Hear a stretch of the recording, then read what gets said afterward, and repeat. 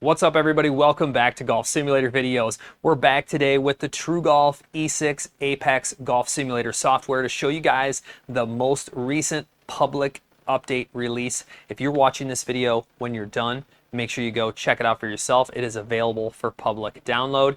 Plus, they're adding launch monitor connectivity. So I'm going to show you that full list here in just a second of the launch monitors being added.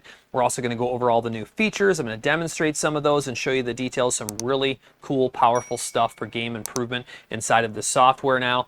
And then on top of that, we'll talk about some other things which we can talk about right now. I had a lot of people ask about the courses, the 5,000 courses that are being added, and the pricing. So this is what I've been told. So those courses are slated to be added this fall. And then they're going to be doing a subscription pricing. No details on that yet, but I wanted to share you the information I had at this point so you guys had it. But more importantly, let's go ahead and dive right into this. As always, guys, if you're looking to purchase any golf simulator hardware or software, make sure you shoot me an email. I'll pin it at the top of the comments and put it in the description. Love helping you guys out. Want to save you the most amount of money. Help support the channel too, which I greatly appreciate. But let's go ahead and go over. We'll just do a round robin. Let's start in the settings menu because I want to show you guys the launch monitors that have been added for connectivity.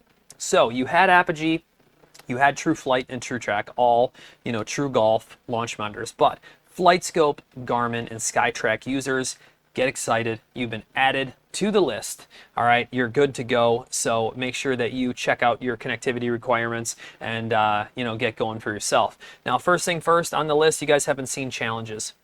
When I was at the PGA show talking to these guys, it was interesting hearing about how they really wanted to encompass game improvement, learning, all those type of things. Well, this challenge progression that they put together is really powerful stuff. So, there's different putting challenges inside of here. And when I say that, it's not just like distances, it's different breaks, all kinds of things. There's scrambling. So you can work on pitch and run.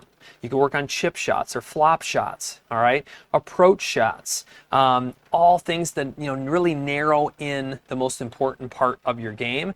And I was out here messing with this 40-yard approach shot, so we'll actually click on that, and you can see that so far out of my shots, I've hit 36% elite and 43% advanced. All right, I was messing around with some different things. I figured this would be a good opportunity to show you guys this. But notice on the right-hand side, they've actually brought in Martin Chuck video instruction inside of the software.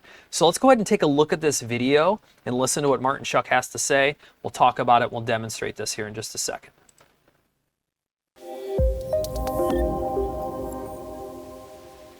Golfers scoring shots. You got to be able to hit these shots. I've got a 40-yard shot set up.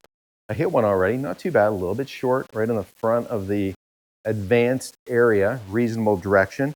So the goal here is, can you feel this rhythm and how the club captures the ball so you can manage the backspin, the spin, to keep the golf ball on the green? So narrow stance. I like to have my weight a little bit toward my left foot on these shots. So the weight's a little bit left, a little pressure, minor pressure shift to my right, back to my left. That felt pretty good, a little strong, I'm afraid. Oh, sit. Okay, 3 feet, a little long. Right on my target, not too shabby. So spin for 40 yards, 6,800 RPMs. That's going to stop on the green. That's good ball first contact. This is a great challenge just to work your way up and down these scoring shot yardages. All right, guys. So a lot of great things that I can actually take away from that and talk about. Let's go ahead and hit Start Challenge.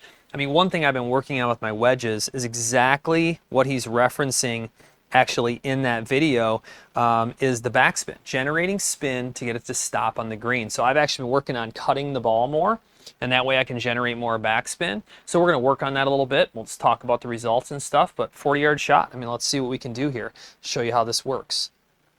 We're using the TruGolf Apogee ceiling mounted launch monitor. So it was a fair strike, good distance, but I don't feel like I hit ball first. I feel like I hit just a little bit of turf first. And I can see my spin is definitely not as much as I would have liked to get out of that. Now, here's what's cool. Even though you're doing this challenge, notice in the upper right it says post-shot analysis. You still can come in here and actually look. And I'm going to look at where the ball hits on the face. So it does look like I might have caught just a tad of turf before ball hits just a little bit high on the face, doesn't quite generate the backspin that I want. Now there's even a spreadsheet in here and a data grid. You can look at all these things. All right, so we're gonna work on trying to clip the ball just a little more clean, getting that above 6,000. He hit 6,800, which is a great backspin. I mean, honestly, I'm usually trying to get above 6,000.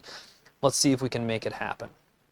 You still have to do it all while not getting too aggressive and getting the right distance. My distance was fine, so I feel like the rhythm was real close. That might be too far though. Hopefully it checks up. I don't know if yeah, it looks like I squeezed it in there. So now it's going to be a balance, 63.87. I was able to bring the backspin up, but I got a little aggressive and, you know, passed the pin a little bit. So now I'm finding my balance. That's exactly why I love challenges like this. All right, so you know, one thing I will mention, I've noticed as they've done these firmware updates with the TruGolf Apogee launch monitor, the ball locks in faster. I've noticed that. No markings needed on the ball. You can see the image is still nice and clear. You can just, you know, see the club, see the ball. And, you know, the area is a little bit bigger than I initially thought. You know, they have the circle, but it even locks in outside of the circle, I've noticed. So it's a reasonable hitting area. I figured I'd bring that up just because, you know, they've had a lot of updates along the way. Let's see what we can do out of this challenge. That's 2 inside of the elite. I like that. That one cut a little more than I'd like to see, and it might not roll in there. So I came across that one quite a bit. Didn't quite get the spin up. So I'm still kind of narrowing that down. Let's see what we can do.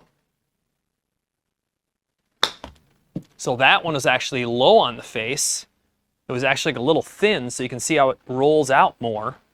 So I'm getting a lot of different styles of shots. Now it still gets spin even though you hit it low on the club face, a little thin. So thin to win on that one.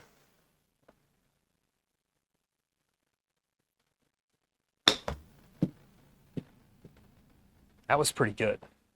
Look, notice that really checked up. I'm going to hit it pretty clean. And you can see I ended up with an elite there on the end. Now, one suggestion I'm going to make to them is that when this is done, I would still like the ability to post-shot preview, look at the data table and everything, because I clipped that one really well. You could see it check up, but I can't verify my spin or anything. So that is a suggestion I'm going to bring to them right away. But hey, how about that? 4 out of 5 in the elite zone? I'll take that. So let's go ahead and go, we can just go back to the challenges menu. You can actually go to the next challenge or restart the challenge when you're on this. But if we go back to the challenges menu, we're gonna go next to Combine. So you guys can check that out. Now Combine is actually coming soon, but I still wanted to show it to you guys. So basically a skills test designed to help you see how you hit your clubs. It can help provide gapping data, dispersion data, and other useful metrics. I know a lot of people that like to use combines. They've used it in various software, and you can see how it works. I mean, basically they set you up with 7 targets, 7 shots per target, 7 shots total. All right, so you can go through and you can do all those different combines and see if you can improve your game each time, measure yourself up. Now, bag mapping, I did show this in the other video. It's exactly what it is. It's a great way to gap your clubs. The club fitting, though, this one, I'm going to do this video tutorial to kind of show you how it works here in a second, but this really encompasses everything and allows you to plug and play clubs. It's very powerful stuff. So let's go ahead and watch the tutorial. Once you have logged into your E6 Apex user profile, you can start a new club fitting session or review past club fitting sessions by selecting the club fitting module from the game mode options in the E6 Apex main menu. The club fitting module allows players to compare and analyze a multitude of data points from shot groups that are organized by individual club type.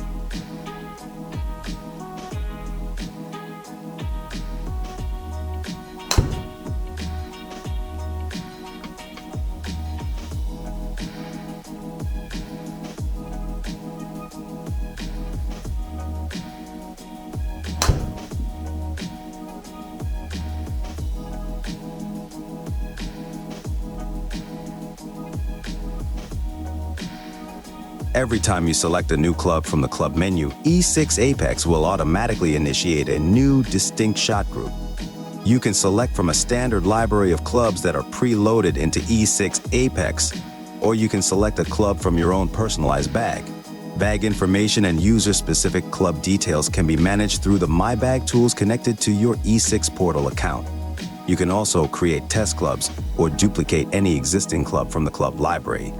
Creating test clubs is a useful tool for quickly comparing and tracking how minor equipment changes, like tweaks made to your driver's loft or weight pattern, affect your performance.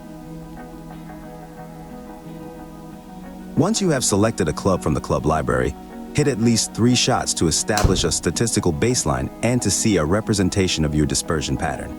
Each shot group will have its own distinct dispersion pattern visible on the club fitting range. These club-specific dispersion patterns are updated immediately after every shot, providing a quick visual summary of your average performance with any given club. To see a detailed overview of data for every individual shot and shot group, select the club fitting icon from the in-game menu.